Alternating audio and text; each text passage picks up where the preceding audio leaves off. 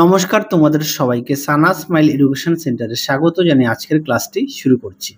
আজকে তোমাদের সঙ্গে আলোচনা করব তোমরা যারা অষ্টম শ্রেণীর দ্বিতীয় পর্যায়ক্রমিক মূল্যায়ন পরীক্ষা দেবে তোমাদের জন্য রায় ও মার্টিন প্রশ্ন বিচিত্রা থেকে আজকে সমাধান করব অষ্টম শ্রেণীর পরিবেশ ও বিজ্ঞান বিষয় মডেল নম্বর 1 অর্থাৎ 1 নম্বর স্কুলের যে সমস্ত ছোট ও বড় প্রশ্নগুলি আছে তার সম্পূর্ণ প্রশ্ন ও উত্তরের সমাধান করে দেখাবো। চলো তার আগে তোমাদের সিলেবাস সম্পর্কে একটু দেখিয়ে দিই। সেকেন্ড ইউনিট টেস্টের দেখে নাও, তোমাদের এবার সেকেন্ড ইউনিট টেস্ট 25-এর পরিবর্তে 50-এ হবে। তো দেখে নাও কোন কোন অধ্যায় থেকে তোমাদের কত নাম্বার থাকবে। দেখে নাও, প্রথমে আছে ভৌত পরিবেশে তাপ থেকে থাকবে 10, দুই মৌল যৌগ ও রাসায়নিক বিক্রিয়া থেকে থাকবে 10, তড়িতের রাসায়নিক প্রভাব থেকে থাকবে 10, প্রাকৃতিক ঘটনা ও তার বিশ্লেষণ থেকে থাকবে 10, 5 মানুষের খাদ্য ও খাদ্য উৎপাদন এখান থেকে থাকবে 10। মোট তোমাদের 50-এ পরীক্ষা হবে।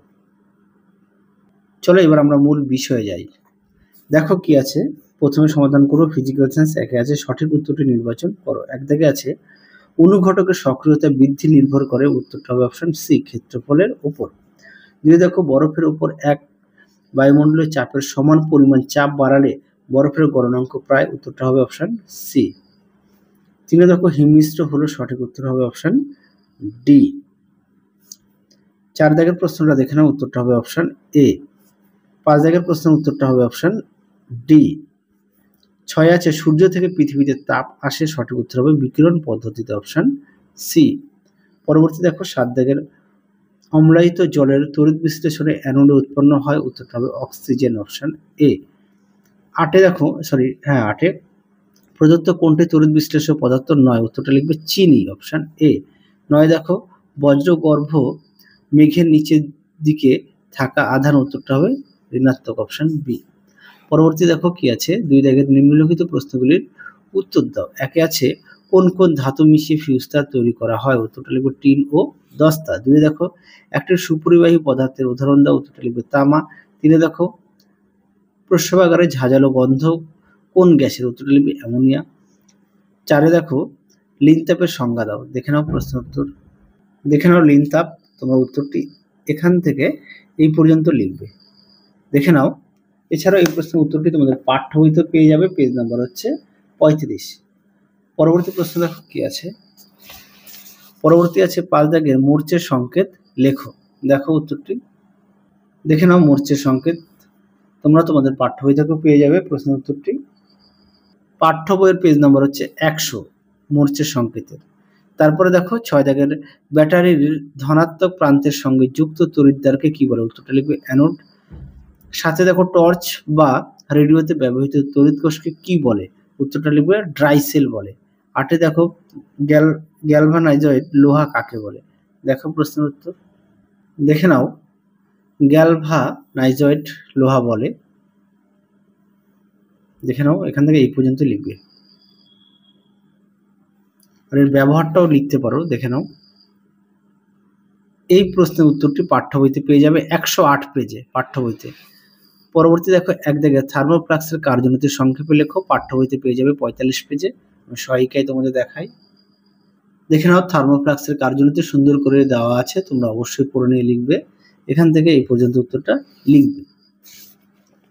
পরবর্তী প্রশ্ন দেখো,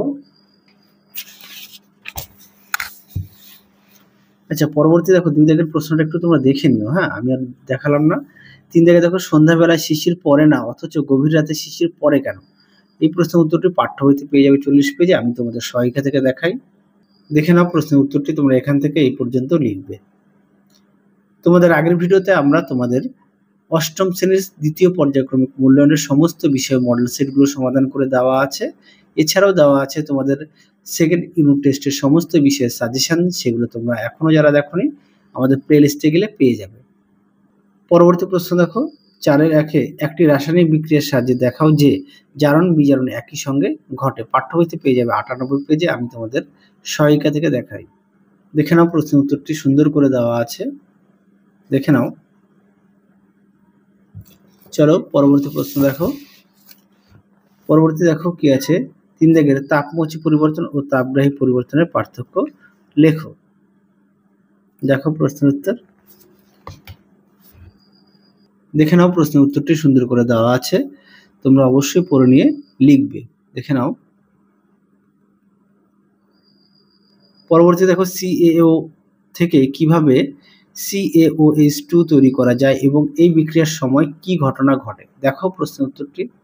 দেখে নাও প্রশ্নের উত্তরটি তোমরা এখান থেকে এই পর্যন্ত লিখবে।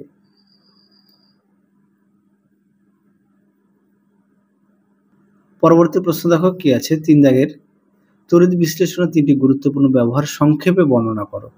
দেখো প্রশ্নের উত্তর। দেখে নাও প্রশ্নের উত্তরটি।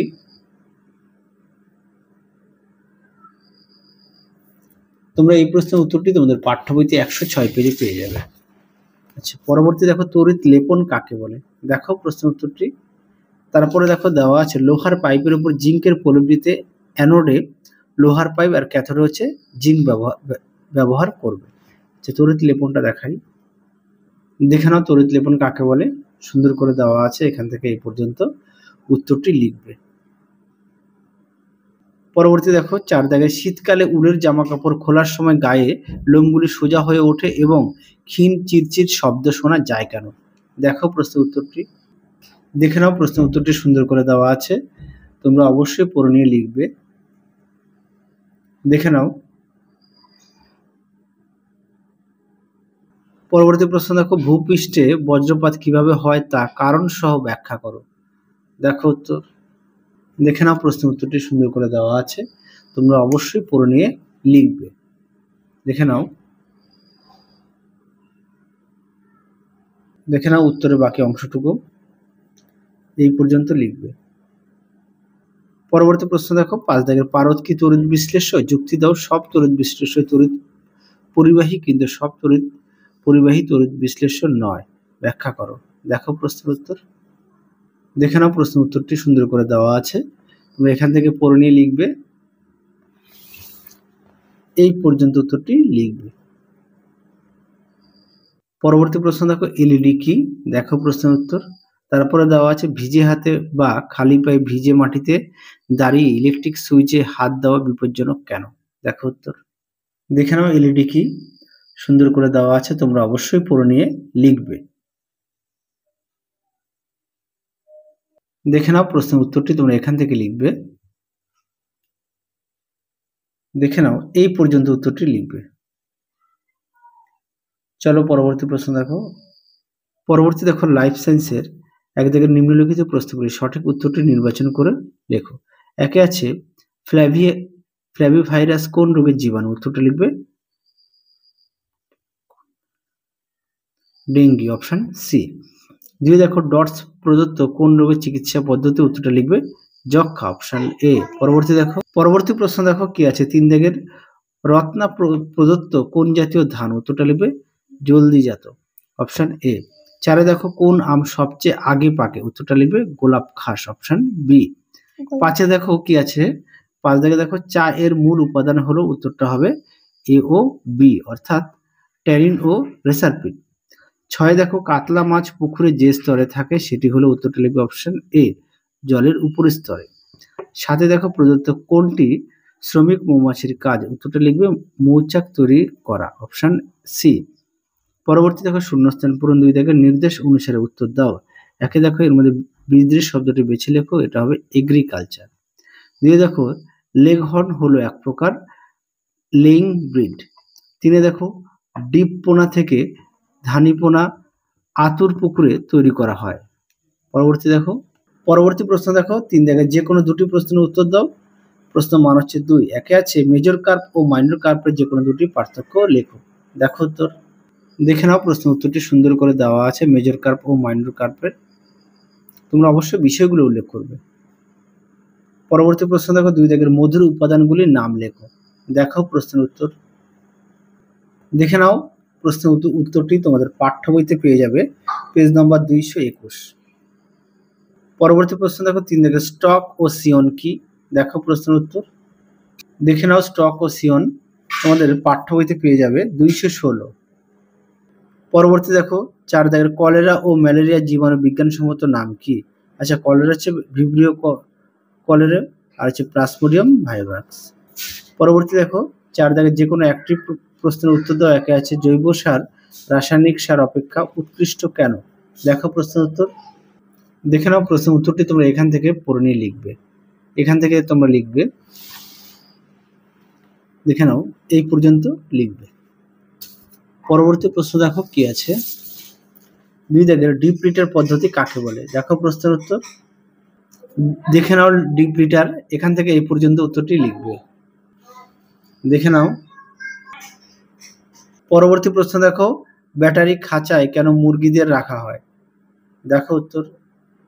দেখে নাও প্রশ্নের উত্তরটি তোমরা এখান থেকে লিখবে। দেখে নাও সুন্দর করে দেওয়া আছে, এই পর্যন্ত লিখবে।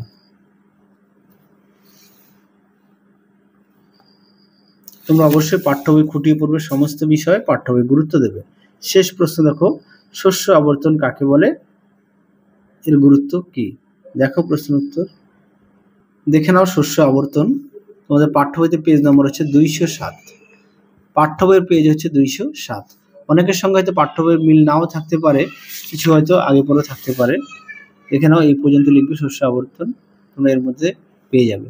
তোমাদের আগের ভিডিওতে আমরা অষ্টম শ্রেণীর সেকেন্ড ইউনিট টেস্টের সমস্ত বিষয়ের সাজেশন দেওয়া আছে, তোমরা যারা এখনো দেখোনি আমাদের প্লে লিস্টে গেলে পেয়ে যাবে। তাহলে চলো আজকের মতো এখানেই সমাপ্ত করছি, আবার দেখা হবে খুব শীঘ্রই তোমাদের পরবর্তী ভিডিওতে।